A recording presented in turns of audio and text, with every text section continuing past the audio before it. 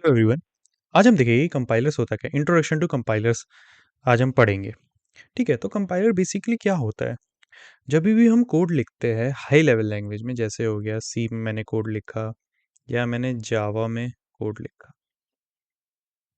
तो अब ये जो कोड होता है ये सिर्फ हमें समझ आएगा, ये मशीन को समझ नहीं आएगा। और जब तक कोड मशीन को समझ नहीं आएगा तो मशीन उस कोड को नहीं रन कर सकती। तो इस कोड को हमें कन्वर्ट करना पड़ेगा मशीन लेवल कोड पे। तो इसके लिए क्या होता है, हम इसको कंपाइलर को देते हैं, इस कोड को, हाई लेवल कोड को। कंपाइलर क्या करता है, इस कोड को मशीन मशीन लैंग्वेज में कन्वर्ट कर देगा।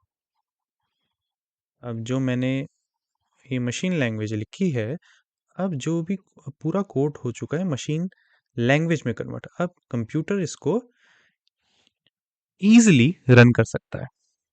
तो इसमें सिंपल सी बात थी कि जो भी हाई लेवल कोड होगा वो कंपाइलर लेगा और उसको मशीन लेवल लैंग्वेज में कन्वर्ट कर देगा। तो कंपाइलर का सिंपल सा एग्जाम्पल है। अब देखते हैं कि जैसे कोड होता है, कोड हम देखते हैं कि जब भी फाइनली रन करता है कोड, वो किस प्रोसेसेस के थ्रू जाता है। आज हम वो प्रोसेसेस पढ़ेंगे डिटेल में। तो हमारा जो पहला प्रोसेस होता है वो होता है pre processor. Pre processor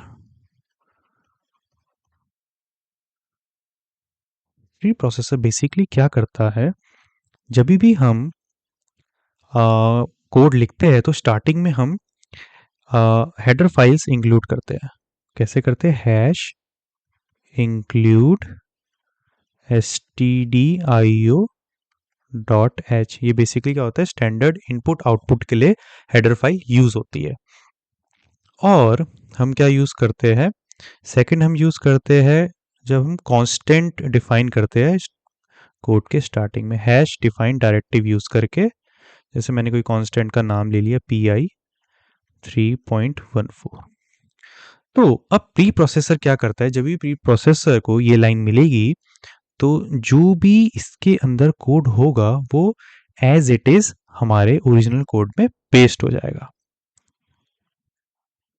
next, pre processor को जब भी हैश डिफाइन करके ये वाली लाइन मिलेगी तो जहां भी हमने पाई वेरिएबल यूज करा होगा या कांस्टेंट यूज करा होगा, वहां पे इसकी वैल्यू 3.14 से रिप्लेस कर देगा और ये लाइन हो जाएगी रिमूव। तो प्री प्रोसेसर क्या करेगा, जब इसको रिजॉल्व करने के बाद ये लाइन दोनों को रिमूव कर देगा। अब हमारे पास ये लाइन एग्जिस्ट नहीं करती है। तो अब तीसरा पॉइंट आता है, अब हमारी जो हाई लेवल लैंग्वेज थी वो अब प्योर हाई लेवल लैंग्वेज में कन्वर्ट हो चुकी है। अब इसमें कोई भी डायरेक्टिव्स नहीं होगी, ना कि हैश इंक्लूड और ना कि हैश डिफाइन।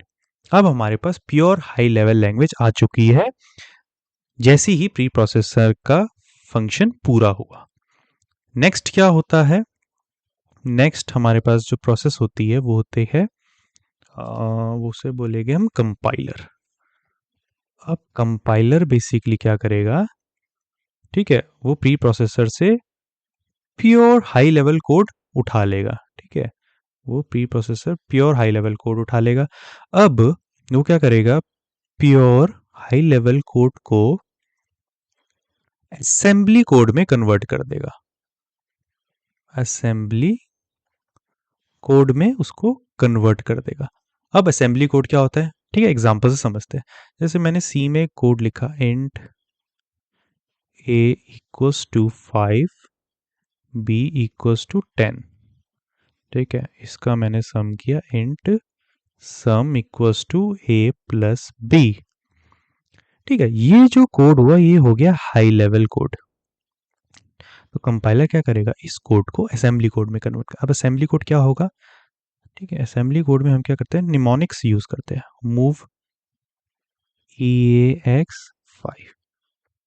ठीक है, move EAX5, move EBX10, add EAX EBX। ठीक है, ये कोड अब as it is assembly code में कन्वर्ट हो चुका है। तो इसका मतलब क्या है, इंट यहाँ पे मैं क्या कर रहा हूँ, ए इक्वल्स टू 5 डिफाइन कर रहा हूँ, डिफाइन है इनिशियलाइज कर रहा हूँ, बी इक्वल्स टू 10। वहीं पे इसका मतलब भी सिमिलर ही है, move E X 5 E X register में मैंने 5 डाला, मतलब A equals to 5, E B X register में मैंने 10 डाला, मतलब बी इक्वल्स टू 10, और इन दोनों को ए प्लस बी को, मतलब E A X plus E B X दोनों को ऐड कर दिया।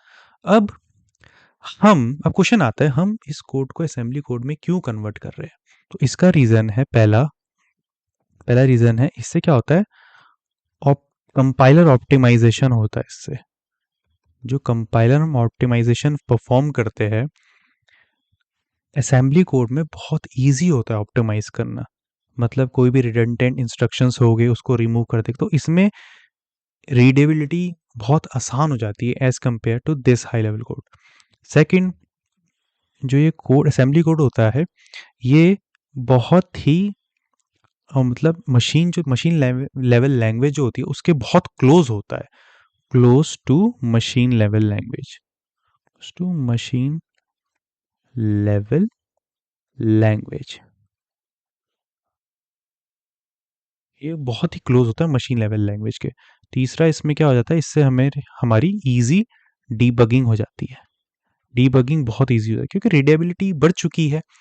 इसके कारण हमारी डीबगिंग हमें बहुत इजीनेस हो जाती है कोड को डीबग करने का। ये हो गया सेकंड। अब देखते हैं हम आगे, अब क्या है, हमने दूसरी प्रोसेस देख लिया, अब तीसरा प्रोसेस देखते हैं। तीसरा होता है हमारा असेंबलर।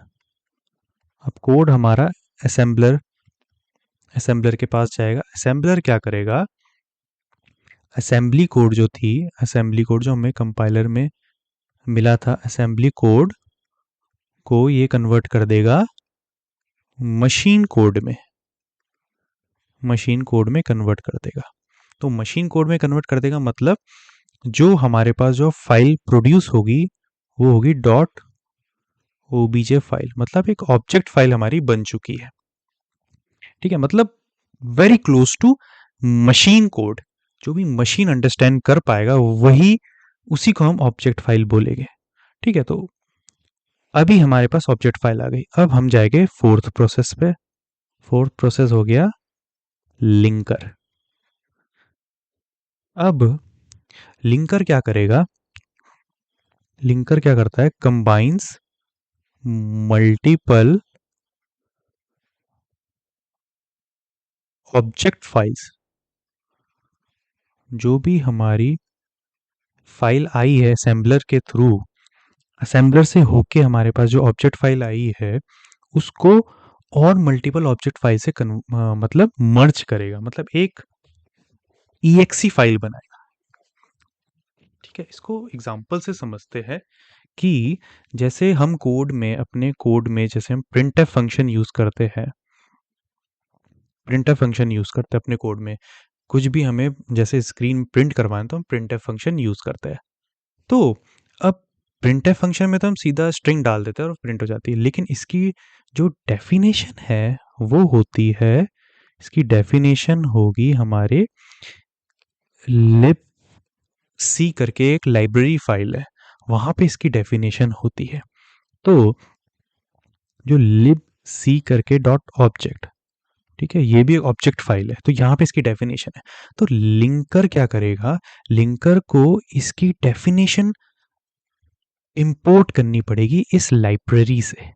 तो लिंकर क्या करेगा, जो हमारी यहाँ पे जो हमने प्रिंटफ यूज़ करा है वो था, मतलब इसको हम यूज़ कर लेते हैं, इसको ए करके हम लिखेंगे A dot object plus libc dot object. Linker इन दोनों को कंबाइन करके एक ईएक्सी फाइल बना देगा, फाइनल डॉट ईएक्सी फाइल।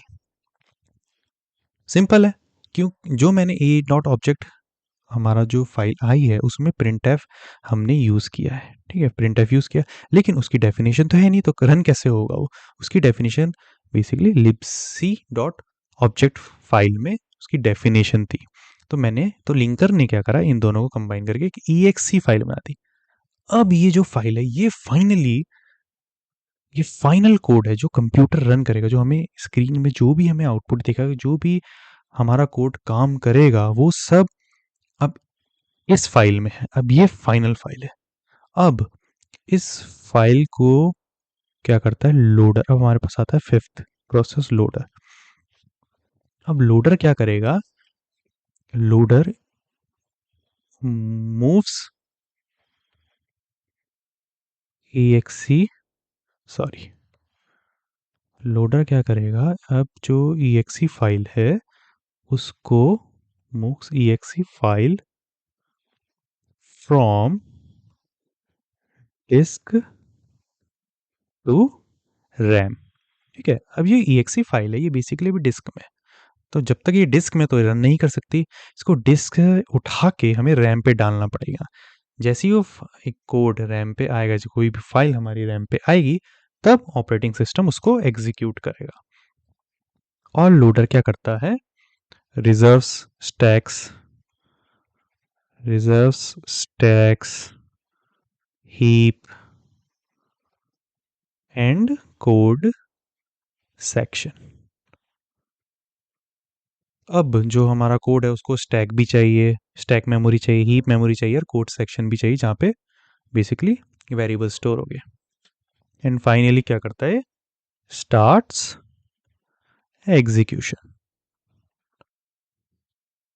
तो यहाँ पे हमारा फाइनल कोड रन करेगा।